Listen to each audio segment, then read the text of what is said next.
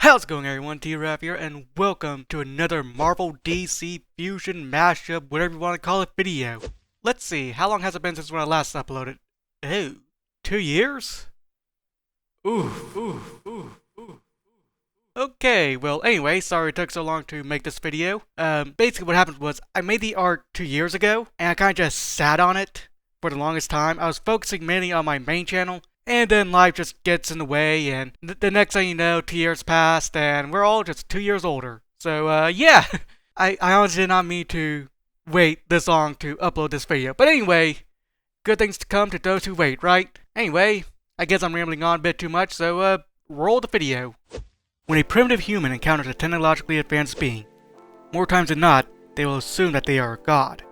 And that is what happened around 10,000 BCE, when a colorful light crashed down to Earth, near a camp of Neanderthals.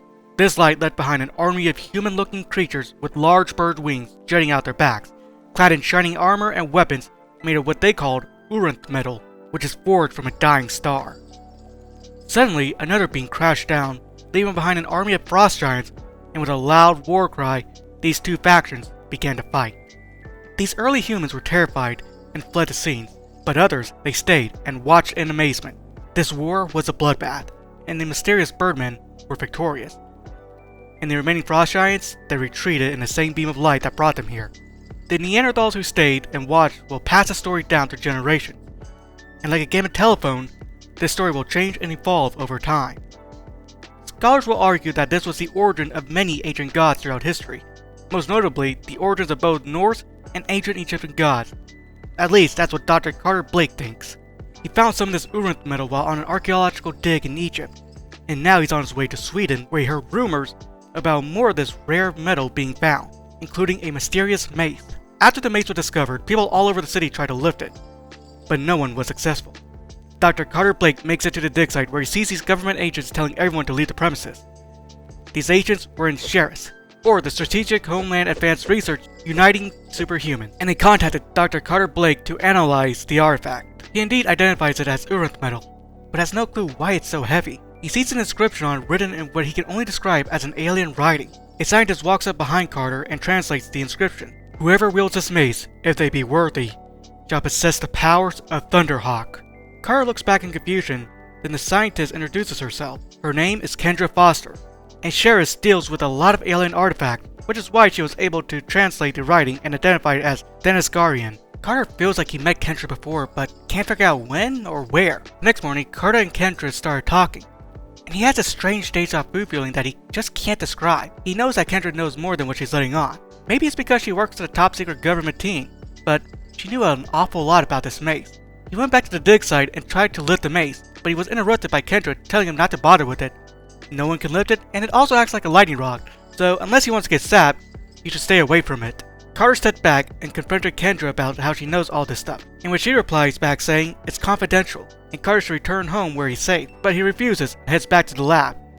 As an archaeologist, it is his job to study artifacts, but for some reason, Kendra is not allowing him to study this mace. So, he waits until the dead of night where everyone is asleep and sneaks back to the dig site. The mace is still there, and Carter presses hands on the handle, first getting zapped by electricity, but he persisted anyway, and with all of his might, he tried to lift the mace. It was tough at first, but he kept pulling, and right when it was a millimeter off the ground, a bolt of lightning struck Carter. Everything was in slow motion for Carter as he saw his life flash before his eyes. Then another life flashed before his eyes again, and another, and another. All of these past lives were of him, and he sees another figure in them as well.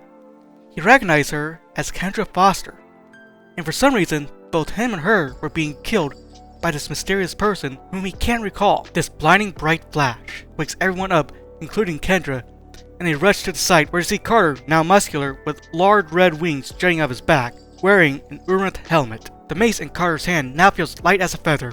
As he's flipping the mace around, everyone shows up to the site where he sees Kendra, who asks if she can talk to him in private. When Sheriff found the mace, she was the first one who picked it up. She too had visions of her past lives, visions of her and Carter as Stenagarians, and they were madly in love with each other and were about to get married, until Carter's brother, a jealous priest who was known for being a trickster, cursed them and stabbed them both. The curse gave them the ability to reincarnate, but also forget each other until they wield a mace granted to Carter by his father. The mace is imbued with memories of every versions of Carter and Kendra, and when wielded they regain their memories. But this comes at a cost. Now that they remember, the curse will continue, and seeing the person she loved through space and time being killed by this trickster priest, Kendra believed the only way to stop the curse was to make sure that Carter would never pick up the mace, but she couldn't stop fate from stepping in. Suddenly, a beam of light crashed down in the city, leaving behind an army of frost giants, and a man clad in green robes, with an Uran scepter and a helmet with large horns, and a pair of hawk wings growing out of his back. He commands the giants to attack.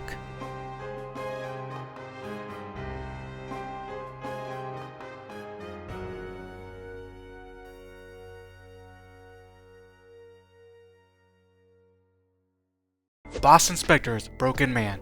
He suffers from an extreme case of dissociative identity disorder, or DID, where he has two other personalities that takes over. Arnold Grant, a wealthy millionaire playboy, and Carmine Lockley, a cab driver who tends to know a lot of people in the criminal underbelly of God's Kitchen. Boston started showing signs of DID when he was young, first believing that he befriended a wealthy kid named Arnold Grant, which later had been revealed to be an alter of his. And because of this, his parents sent him to Ravencroft Asylum, a mental hospital for the criminally insane. Boston was so confused as to why he was sent to this hellhole in the first place, but at least his brother would periodically visit him, which kept him sane, for the most part. Boston was practically raised in this place, but he did manage to escape and join the US Marines alongside his brother.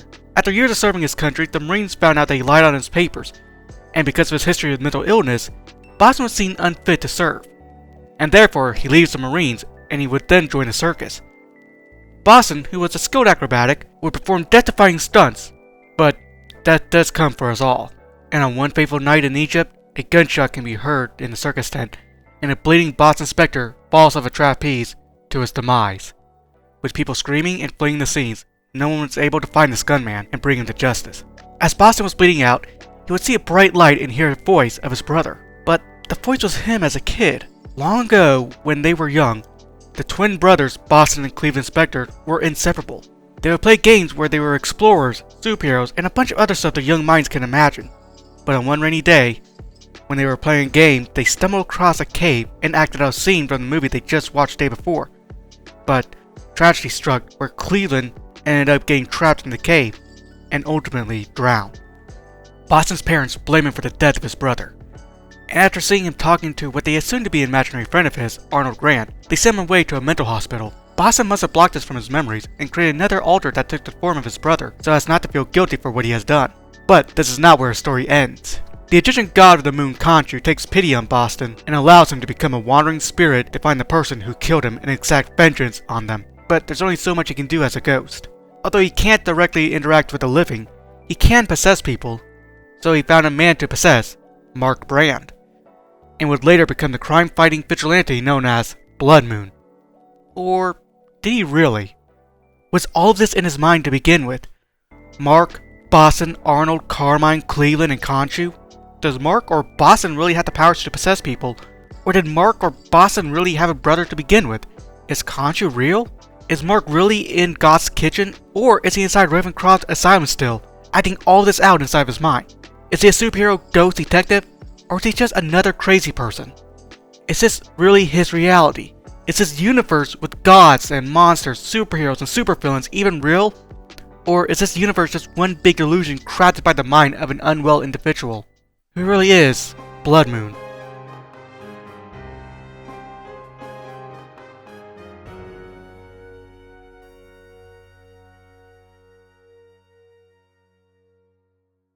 Tatsu Nachios and her father were kidnapped by the Yakuza and then was rescued by the Devil Bat of God's Kitchen. After that experience, she grew cold and distant.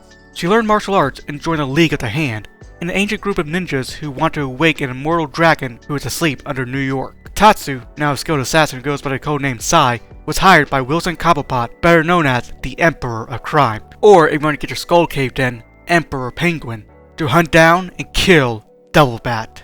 She accepted the offer, not knowing she was about to assassinate her lover, Bruce Murdoch.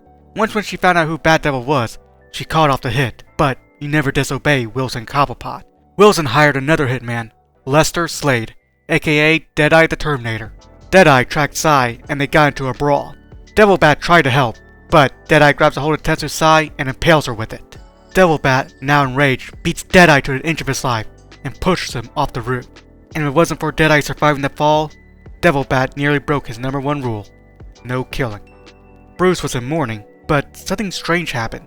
The sai spoke in Tetsu's voice. Her sai was an ancient mystical weapon forged from the fiery breath of the immortal dragons. And whoever is slain by these sais, their soul will be trapped in them. This gives Bruce an idea. He might actually be able to save Tetsu's life by removing her soul from the sai and resurrecting her.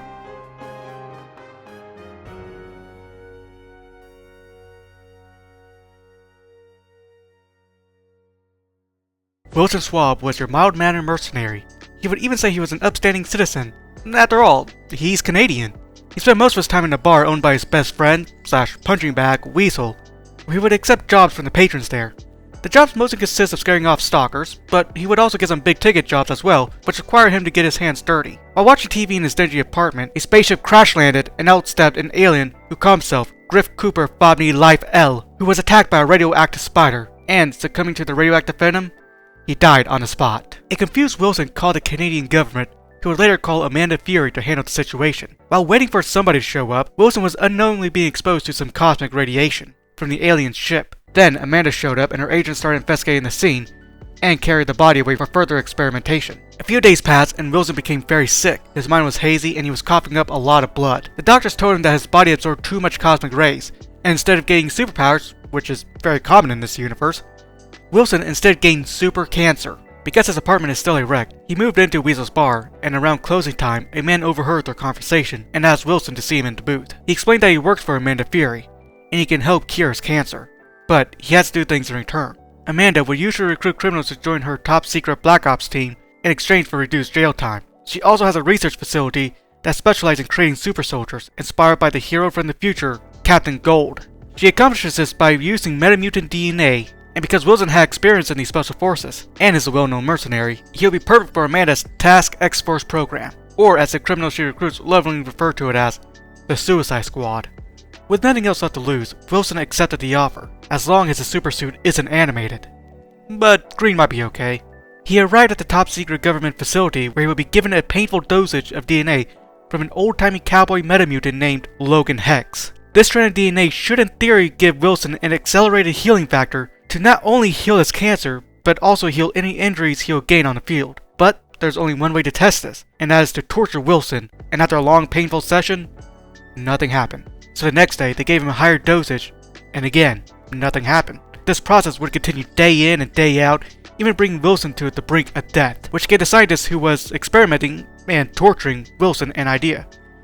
If Wilson were to die, maybe that would trigger the metamutant gene and heal him. So Arcjax placed Wilson in a vacuum chamber to deprive him of oxygen, but before he put him there, Wilson started to taunt Arcjax, saying his name is stupid and it sounds like a combination of a sock brand and dish soap, and would much prefer to use his real name, Francis, which Arcjax hates.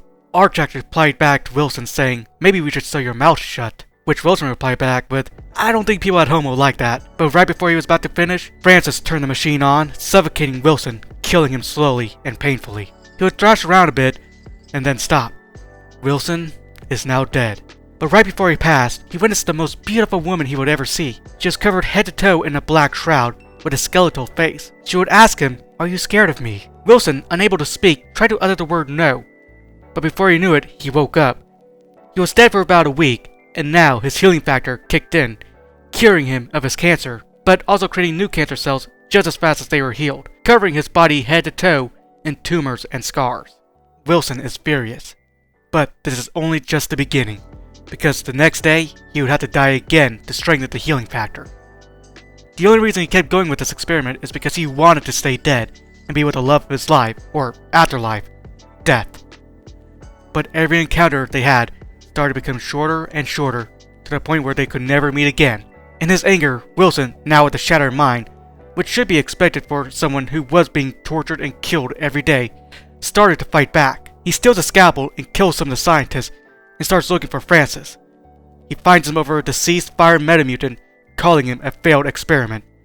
And then Wilson charges after him, but when stabbing Francis with a scalpel, Francis just chuckled, saying, "Was that supposed to hurt?" Francis was also a test subject here, and he was given enhanced strength, stamina, and all of his nerves were surgically removed, making him impervious to pain. He smacked Wilson aside, and then they started to brawl. Wilson was being battered, but he was also instantly healing at the same time, and Arjax was lapping off Wilson's attacks. Arjax threw Wilson to some oxygen tanks, and with some quick thinking, Wilson pierced the tanks, causing him to spew out pure oxygen, and with the dead Metamutant's body still on fire, he hurls a tank at him, causing the room to erupt in a big fireball.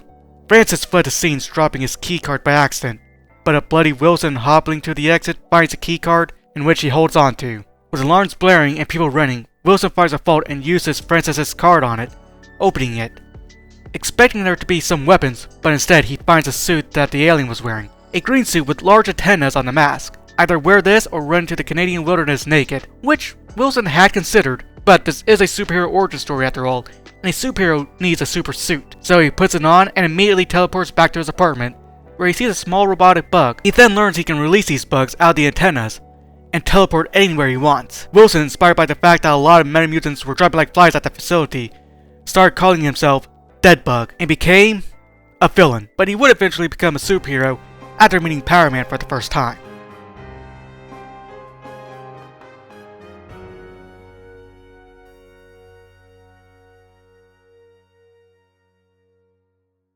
And there we have it, Marvel DC Fusions Episode 2, Electric Boogaloo. If y'all enjoyed this video so much, make sure you like, comment, and subscribe. Do all that fancy YouTuber stuff. And yeah, hope y'all enjoyed this video.